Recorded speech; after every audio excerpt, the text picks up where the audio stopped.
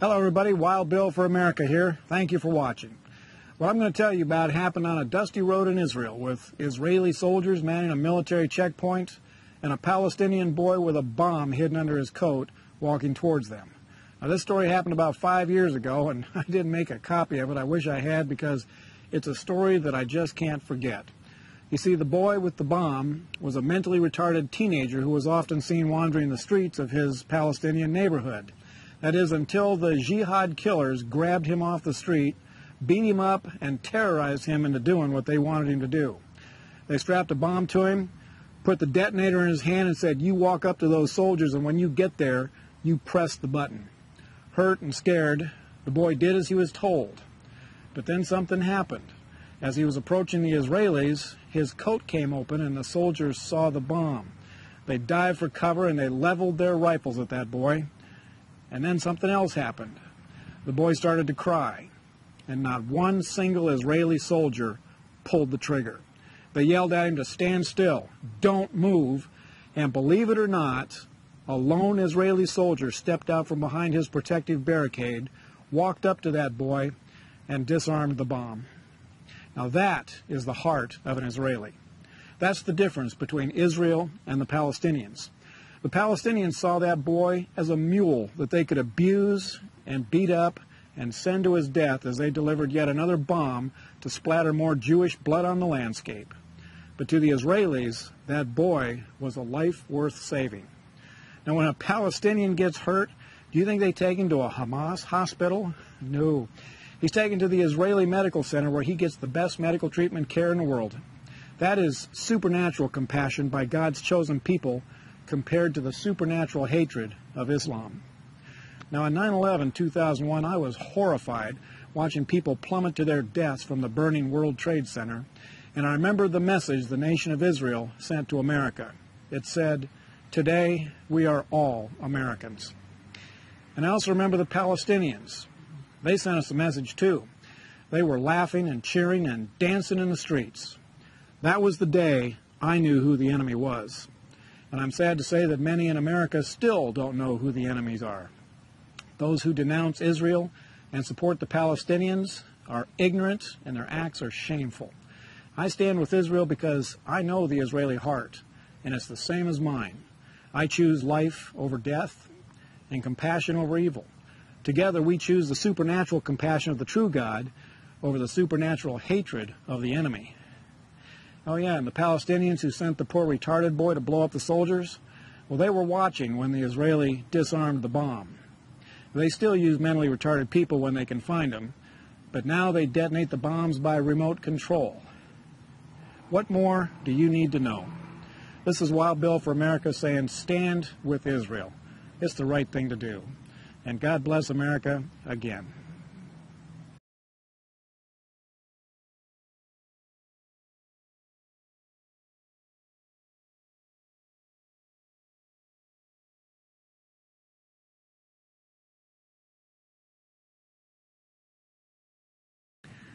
Hello everybody, Wild Bill for America here. Thank you for watching.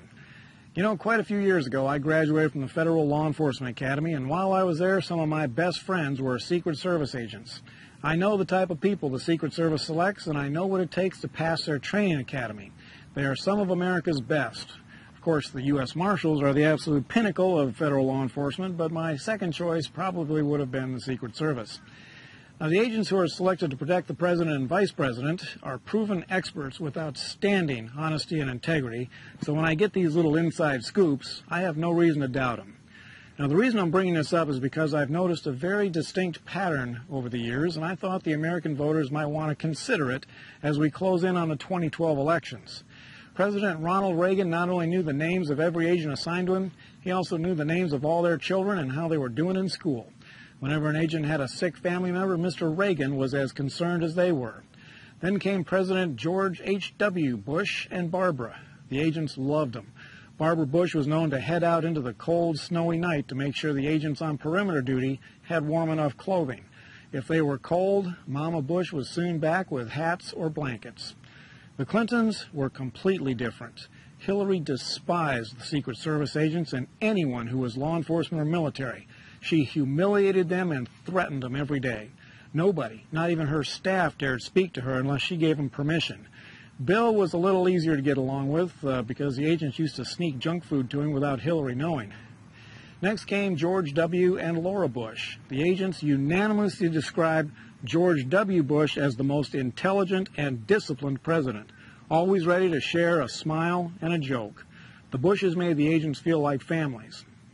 Al Gore is described as openly disrespectful and arrogant. One of his children was having trouble in school, and Gore marched the kid out to the Secret Service agents, pointed to them, and said, "If you don't do better in school, you're going to end up like these guys." Obviously, Mr. Gore knows nothing about duty, honor, and self-sacrifice. And today, we have the Obamas. The Secret Service agents who are with Obama every day describe him as the sneakiest president ever. They watch him say one thing to people's faces and then do the exact opposite behind their backs. Obama is modestly cooperative with the agents, but after observing his dishonesty day after day, they absolutely do not trust him. Michelle Obama is reported to be a hardcore racist who smiles for the cameras, but when they're gone, she makes it clear she hates white people. Now, are you seeing the pattern here? Every Republican president and First Lady have been courteous, polite, and appreciative to the Secret Service agents. The Democrats are mean, nasty, and disrespectful. I trust the Secret Service, and I will never vote for a Democrat because I don't like mean, nasty people, and I don't believe they deserve to win elections. This is Wild Bill for America. Thank you for watching, and God bless America again.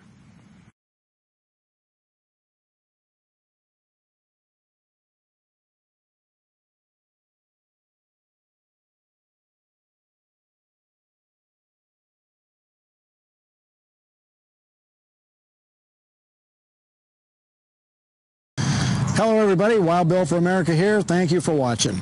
You know, frivolous lawsuits are a cancer on America. We all pay much more for our insurance and goods than we should simply because of corrupt lawsuits and the greedy pigs that scam the system. Well, today I'm going to tell you about the Pigford incident. In 1997, 400 black farmers sued the Department of Agriculture saying they had been discriminated against in getting loans for the previous 14 years. In 1999, the farmers won their case, and the Department of Agriculture agreed to pay them each $50,000 to settle. That should have been the end of it, right? Not in America, not with the modern liberal moral standards at work. Fast forward to 2010. Suddenly the Department of Agriculture found itself being forced to pay an additional $1.2 billion on the Pigford case. Why? Because suddenly there were 86,000 plaintiffs, all claiming to be black farmers who were discriminated against. Well, America doesn't have 86,000 black farmers. The original Pigford case applied to a maximum of 16,000 farmers. So what happened? Well, in 2008, a junior senator named Barack Obama got a law passed that reopened the Pigford case to allow more plaintiffs, and what we got was Obama's first billion-dollar fraud against the American people. So how did they find all those plaintiffs? Well, class action lawyers sent representatives to black churches and told the congregants that this is a reparations lawsuit and they were eligible even if they'd never farmed. The Pigford incident is still going on. September 23rd, 2011, the National Press Club held a press conference, and surprise, surprise, the new Black Panther Party was part of it, and so was the Nation of Islam. And you know what? The mainstream media did not send a single reporter to cover it. Now, the position of the panel was predictable. They say it's racist for anyone to try to investigate the Pigford scam. When, oh when, will the radical left allow racism to die in America? Well, as long as racism is profitable, probably never. This is one reason I am so proud of the American blacks who are joining the Tea Party. They are ashamed of what they see the left doing, and they see what the Tea Party is. It's the new civil rights movement for people of all colors. It is the mission of the Tea Party to restore honor and integrity to American politics and to ensure that Dr. Martin Luther King's teachings become standard practice in America. That men are judged not by their skin color, but by the content of their character. So, what should America do with a junior senator who sets up such a despicable billion-dollar scam against his own nation? I know. Let's elect him President of the United States and trust him with our whole economy. Hey, what could possibly go wrong? And for those of you who will no doubt call me a racist, again, the Pigford incident is not about skin color. It's about character, honesty, decency, and respect for your country. And Barack Obama has a lot to answer for. This is Wild Bill for America. Thank you for watching, and God bless America again.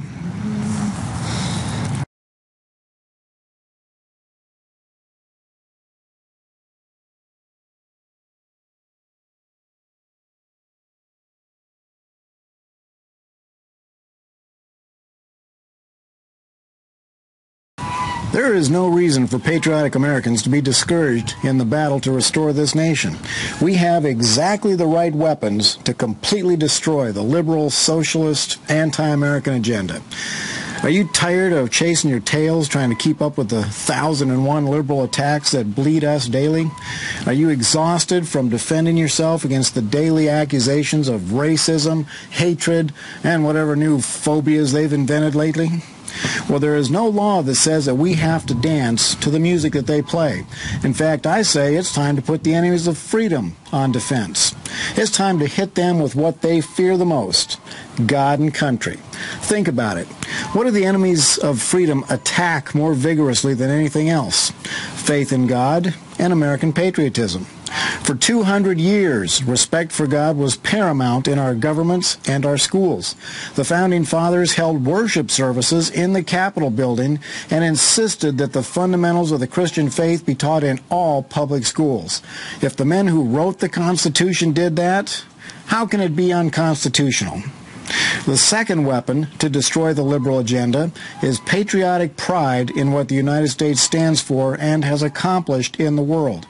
The communist plan to destroy American freedom includes eliminating all loyalty oaths, such as the Pledge of Allegiance. They've done that. They've stopped teaching real American history and now teach students 101 reasons to be ashamed to be an American. It's time to publicly expose and challenge teachers and government officials who do this to our children. If our forefathers defied the King of England to win freedom, I think we can defy a few judges and politicians to restore that freedom. God and country, our battle cry, and the liberals' worst nightmare. This is Wild Bill for America. Thank you for watching, and America, bless God.